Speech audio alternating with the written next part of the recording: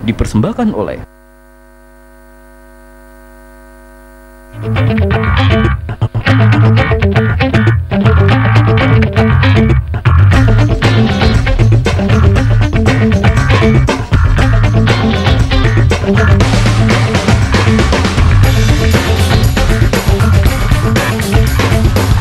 Vin, yes. 10 tahun yang lalu ketika lu mendirikan Elasitas, perusahaan lu sekarang ini, apa yang ada di benak lo? Apa mimpi untuk perusahaan lo?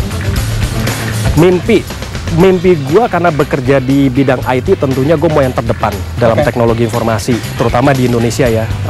Zaman gue kan IT baru mulai berkembang, gue mau menjadi yang nomor 1 lah pastinya.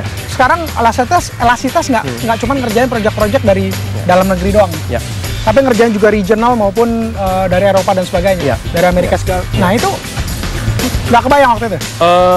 Jujur sih enggak ya, Gil. Kembali lagi pada saat gue mulai, ya gue cuma mau mungkin saat itu gue set target menjadi pemain nomor 1. Project apapun gue lahap, mau dari lokal atau dari internasional, pokoknya ada apapun, gue yang penting company jalan dan memang gue fokus di teknologi gitu. Nah sejalan dengan waktu memang ada satu prinsip yang itu cukup sangat membantu, adalah kerja keras dan juga lu harus punya network. Nah kenapa akhirnya Elasitas bisa sampai punya project dari luar negeri segala macam, ya itu juga karena memang network. Ken, ini 10 tahun ini kan nggak mungkin perjalanan mulus aja dari tahun 1, 2, 3 sampai dengan tahun ke-10 mulus bisa seperti hari ini. Ini pasti kan kalau kita ngomongin grafiknya mungkin gejolaknya pasti ada naik turunnya kan? Ada. Kalau gue sih, kalau gue gagal, gila men, gue bikin gini gue udah begitu belief gagal. Kenapa ya? Coba gue lihat lagi ke belakang. Oh ternyata gue ada di sini yang gagal dalam. Ayo reshape dan bikin strategi baru. Tapi tetap mimpi itu gue akan kejar. Tapi gimana caranya? Soalnya kan kadang-kadang kita di awal kita mikir, wah kalau kita berhasil, yang penting ini mimpi gue, mimpinya di set tinggi banget gitu ya. Terus kemudian dia berharap mulus-mulus aja nih ke depan. Begitu ada kegagalan satu, dia bilang, wah kayaknya susah ya, aduh kayaknya nggak mungkin ya. Yang tadinya mimpi gue 10, gue kurangin aja jadi 7 aja deh. Itu salah ya? Salah. Contohnya gini, kalau misalnya lu bersaing dengan satu produk, di dalam situ udah red ocean, udah banyak persaingan, lu mesti berpikir kreatif dong. Masa lu give up dengan kondisi seperti itu? Wah, gue mesti berpikir kreatif. Gila, nih marketnya, kuenya udah semakin keruh nih. Gue bikin sesuatu yang baru, lu masuk ke strategi blue ocean, cari inovasi-inovasi baru. Walaupun itu mesti mengorbankan waktu dan segala macam dari awal. Jadi ketika menghadapi suatu masalah, bukan berarti kita harus kecilin atau rendahin atau turunin mimpi kita, tapi kita harus terus mencoba menggapai mimpi tersebut dengan being kreatif ya. Being kreatif, bikin strategi baru. Sejak kecil saya sudah memiliki dorongan untuk mengetahui apa yang saya mau. Dari kecil impian saya adalah untuk menjadi orang yang sukses dalam berkarir. Saya mau lebih sukses daripada ayah saya. Saya ingin memimpin sebuah perusahaan. Ketika masih remaja, saya nggak tahu pendidikan seperti apa yang akan saya dapatkan dan apa yang akan menjadi pekerjaan pertama saya ketika lulus kuliah nanti. Tapi saat itu saya sudah berani untuk memiliki impian yang besar.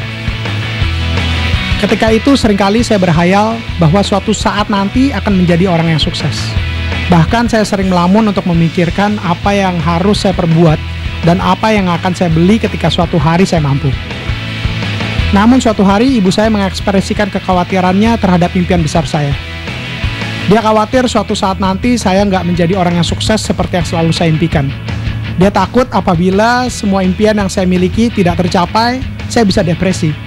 Sama seperti semua ibu di seluruh dunia yang sayang terhadap anaknya, kecemasan ibu saya itu masih wajar.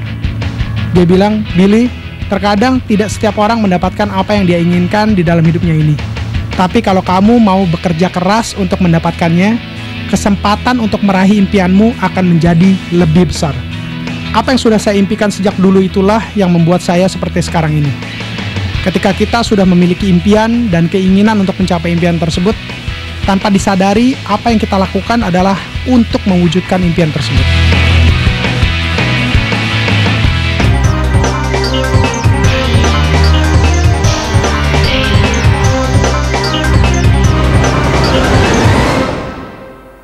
Saya kan hidup di Indonesia, saya orang Indonesia. Indonesia ini sebetulnya adalah negara yang mempunyai potensi sangat besar, terutama di industri kreatif. Ya, kalau mungkin teman-teman tahu, beberapa waktu yang lalu, beberapa tahun lalu, pemerintah mulai menggalakkan industri kreatif di Indonesia.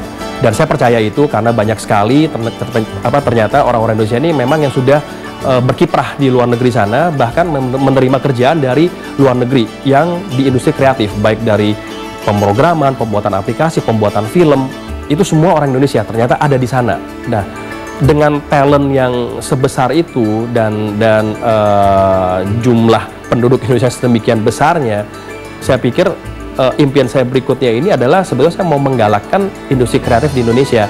Makanya beberapa waktu yang lalu ini dengan teman-teman yang seindustri dan juga ada yang memang cross industry, yang ada yang dari finance, ada yang dari marketing, ini kita bergabung dan kita ngobrol, yuk kita bikin sesuatu yuk agar anak-anak Indonesia ini mendapatkan kesempatan lebih, agar kita bisa menciptakan Mark Zuckerberg baru, ya, menciptakan Steve Jobs baru dari Indonesia. Itu kan sesuatu yang membanggakan banget kalau memang akhirnya bangsa ini tuh dipandang gitu loh di luar negeri, nggak cuman hanya terima kerja outsourcing aja, tapi kita bisa menciptakan satu produk juga yang akhirnya bisa dibanggakan ke luar negeri.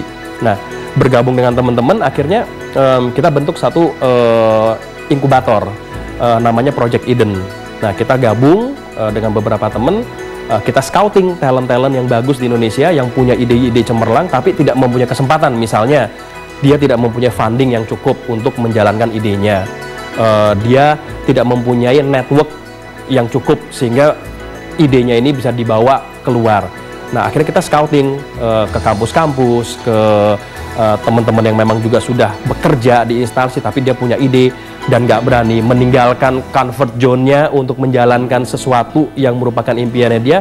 Kita deketin, loh ide kamu bagus, kamu punya kesempatan, kita akan mentoring, kita akan kasih funding, yuk kenapa kamu nggak setup aja company baru gitu loh. Nah, dari situlah akhirnya kita ngumpul, Project Eden ini mulai menginkubasi beberapa perusahaan-perusahaan kecil atau kita sebut itu startup, sehingga akhirnya mereka bisa berkembang dan bisa menciptakan produk yang bagus. Nah, itulah impian saya selanjutnya untuk melihat startup-startup ini berkembang dan akhirnya menciptakan produk-produk yang akhirnya diakui dunia. Nah, itulah yang menjadi impian saya selanjutnya. Tentunya elastisitas tidak ditinggal, sudah berjalan, tinggal gimana caranya agar menjadi lebih sukses lagi. Tapi di samping itu, kesuksesan satu industrinya kan harus didukung juga dengan sumber daya manusia yang ada. Kalau sumber daya manusianya tidak ready, kan susah. Nah, ini jadi saya sebetulnya dengan teman-teman ini menciptakan sumber daya manusia baru di industri kreatif yang akhirnya bisa dipakai, either nanti bisa dipakai di elastisitas atau mungkin nanti di company lain. Intinya, yuk bangun industri kreatif deh bersama-sama di tanah air ini gitu loh. Dan kita punya talent yang luar biasa semua kok. Don't tell me the sky is the limit because there are footprints already in the moon. Ya, jadi artinya jangan bilang cuman langit itu adalah udah batasan akhir, udah ada orang yang berjalan di bulan kok. Artinya apa? Ya beranikan diri bermimpi. Dengan seperti itu kita akan sukses. Oke, Vin, gue ini tipe orang yang punya mimpi besar banyak banget. Tapi banyak juga orang yang takut untuk bermimpi besar.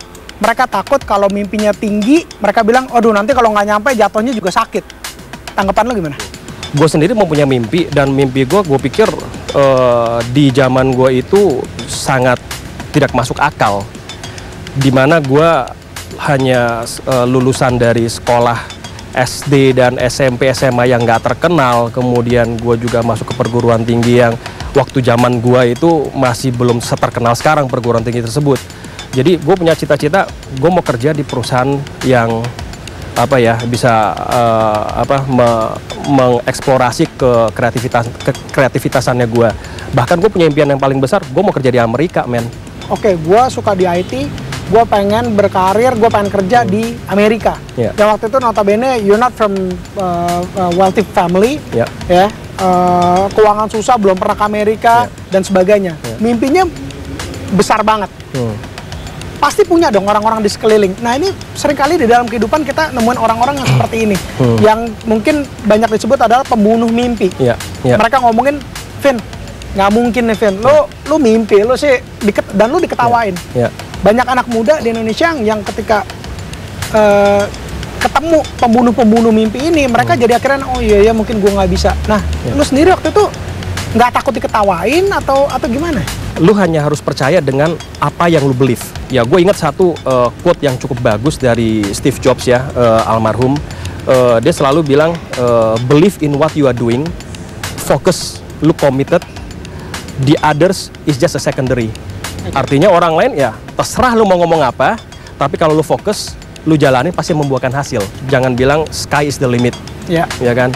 Udah ada footprint juga di bulan. Benar, gitu loh. ya? Jadi ya go ahead, man. Jadi kalau zaman dulu gantungan cita-cita setinggi langit, kalau sekarang jangan bilang langit itu adalah batas. Udah. Ya. Karena udah ada orang yang mampu ke bulan ya. Exactly, gitu loh. Jadi kalau kita mau mencapai satu tujuan, ya kita harus mendapatkan tim yang memang share the same passion, share the same dream, sehingga bisa mencapai tujuan tersebut.